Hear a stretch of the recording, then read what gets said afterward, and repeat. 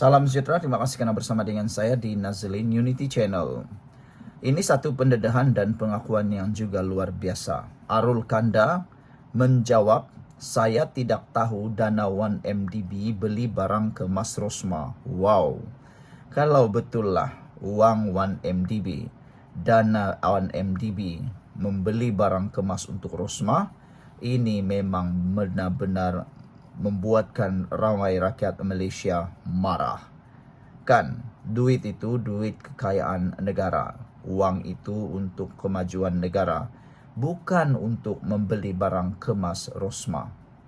Berapa banyakkah barang kemas yang boleh dibeli dengan dana tersebut?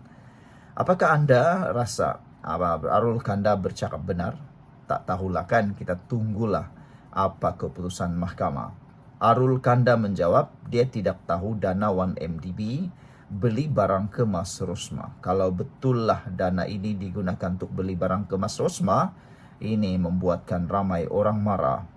Bekas Ketua Pegawai Eksekutif 1MDB Arul Kandasamy memberitahu Mahkamah Tinggi di Kuala Lumpur hari ini, beliau tidak mempunyai pengetahuan peribadi mengenai wang dana syarikat itu yang digunakan untuk membeli barang kemas Datin Seri Rosma Mansur bernilai 1,3 juta Amerika Syarikat dolar. Wow, ini memang jumlah yang betul-betul di luar pengetahuan kita, di luar pemikiran kita, dan banyaknya luar biasa. Ini bukan ringgit Malaysia, ini dalam bentuk dolar Amerika Syarikat, 1,3 juta ringgit. Kalaulah itu digunakan untuk membina sebuah sekolah, jalan raya dan macam-macam lagi, kan itu baik. Ini salah gunalah pula kalau betullah membeli wang dana untuk membeli barang kemas pula untuk Rosma. Aduh. Arul Kanda berkata demikian apabila peguam 1MDB Raphael Kokcheren merujuk kepadanya mengenai aduan Jabatan Kehakiman DOJ Amerika Syarikat pada Jun 2017 semasa perbicaraan saman 1MDB berjumlah 6,59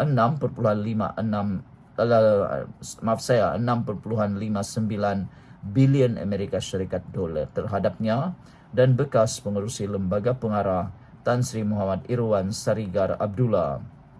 Kok bertanya, berdasarkan aduan DOJ, wang daripada BlackRock Communities Global Limited digunakan untuk membeli barang kemas untuk isteri Datuk Seri Najib Razak Datin Seri Rosma. Arul Kanda menjawab, itu dinyatakan dalam aduan DOJ. Saya tidak mempunyai pengetahuan peribadi. Menurut aduan DOJ, wang tersebut digunakan untuk membeli 27 kalung emas dan gelang yang berjumlah 1,3 juta Amerika Syarikat dolar. Arul Kanda yang merupakan defendant pertama memberitahu mahkamah bahawa wang tersebut digunakan untuk membeli sebuah kapal layar mewah dan hartana salah satunya didaftarkan atas nama Kasim Dian, suami penyanyi Alicia Keys. Ditanya oleh Kok sama ada saksi mempunyai pengetahuan ahli perniagaan dalam buruan Lew Teoc Jo atau Jolo dan rakan sekutunya Eric Tan adalah pemilik beneficial wang lebih 200 juta ringgit yang didepositkan dalam akaun bank, Arul Kanda berkata, saya setuju seperti yang dinyatakan dalam dokumen dalam aduan DOJ. Pada Mei 2021, 1MDB memfailkan saman terhadap Muhammad Irwan serta Arul Kanda dengan menuduh mereka pecah amanah dan konspirasi yang mengakibatkan kerugian 1,83 bilion Amerika Syarikat dolar berkaitan pelaburan syarikat dalam 1MDB Petro Saudi Ltd yang kemudian ditukar menjadi pelaburan Brazen Sky Limited yang dikatakan boleh diperoleh semula daripada dana Global Bridge. 1MDB juga mendakwa kedua-dua defendant melakukan pecah amanah dan konspirasi dengan menggunakan dana syarikat bernilai 3,5 bilion Amerika Syarikat dolar yang dibayar kepada Abar Investment dan 1,265 bilion Amerika Syarikat dolar yang dibayar kepada Syarikat Pelaburan Petroleum Antarabangsa pada 9 Mei 2017. Sekian dulu untuk kali ini. Jangan lupa tinggalkan komen anda, tekan butang subscribe. Bye-bye.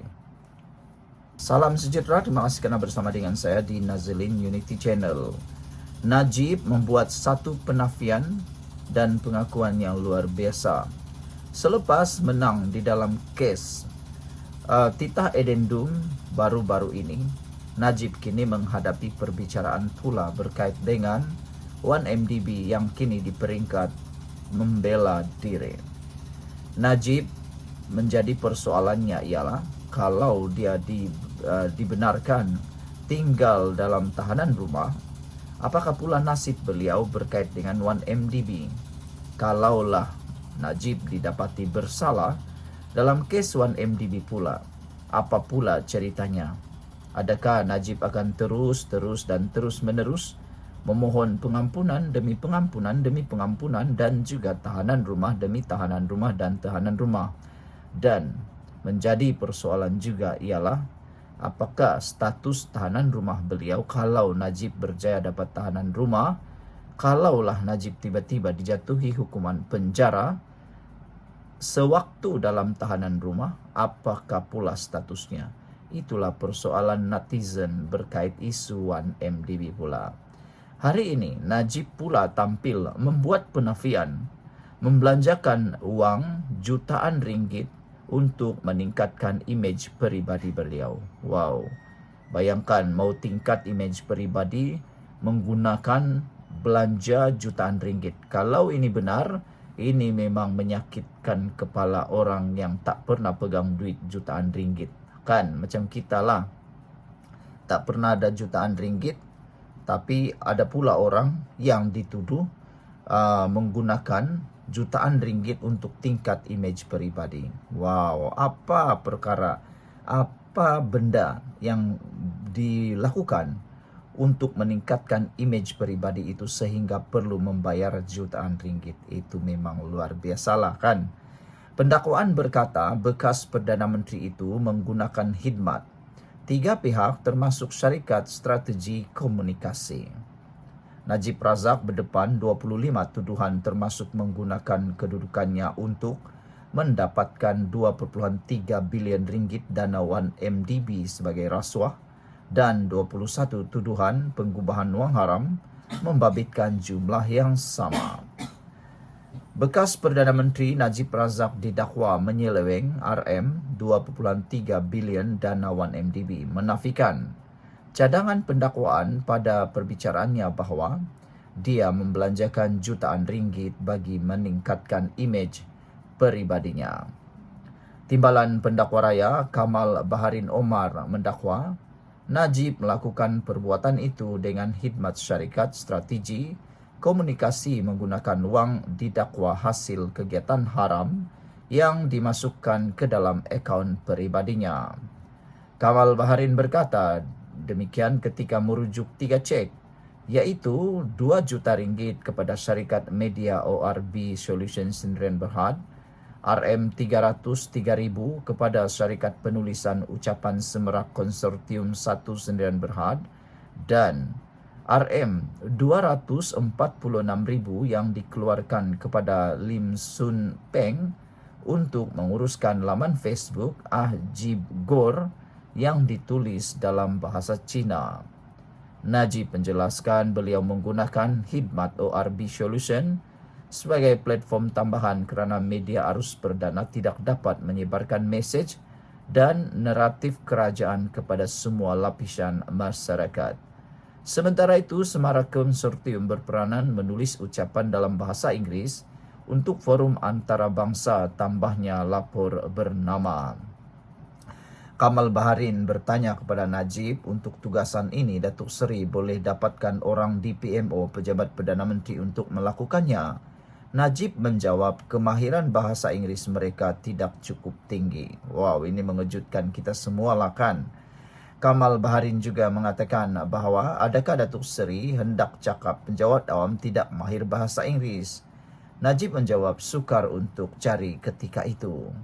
Bagaimanapun ketika ditanya alasannya menggunakan wang daripada akaun peribadinya, bukan dana kerajaan untuk tujuan ini, Najib menjawab beliau tidak mahu membebankan kerajaan. Sementara itu Najib berkata pembayaran 246,000 bagi menguruskan laman Facebook Jib Gor berkait tugas rasminya ketika itu selaku Perdana Menteri untuk menyampaikan dasar kerajaan kepada masyarakat. Kamal Baharin bertanya jika ini benar-benar berkaitan kapasiti Datuk Seri sebagai Perdana Menteri, unit komunikasi PMO boleh mengendalikannya, kata Kamal. Najib menjawab ya, tetapi perkara ini melibatkan media sosial yang di luar skop kerajaan, kata beliau lagi. Kamal Baharin menjawab atau menanya, PMO masih boleh mengendalikannya. Najib menjawab, kita perlukan pelbagai platform. Kamal Baharin menyatakan, saya katakan ini untuk kapasiti peribadi Datuk Seri. Najib menjawab, ia tugas rasmi saya sebagai Perdana Menteri untuk berkomunikasi dengan rakyat. Najib juga tidak bersetuju dengan cadangan Kamal Baharin bahawa wang yang diberikan kepada dua syarikat dan seorang individu itu merupakan hasil kegiatan haram. Sebaliknya, ia sebahagian wang derma daripada Raja Arab dan Arab Saudi, Raja Abdullah, yang disalurkan menerusi Tanuri Finance Corporation ke dalam akaun peribadinya. Pada 30 Oktober lepas, Hakim Colin Lawrence Guerra memerintahkan Najib membela diri selepas memutuskan bahawa pihak pendakwaan berjaya mewujudkan kes prima facie. Sekian untuk kali ini, jangan lupa tinggalkan komen anda.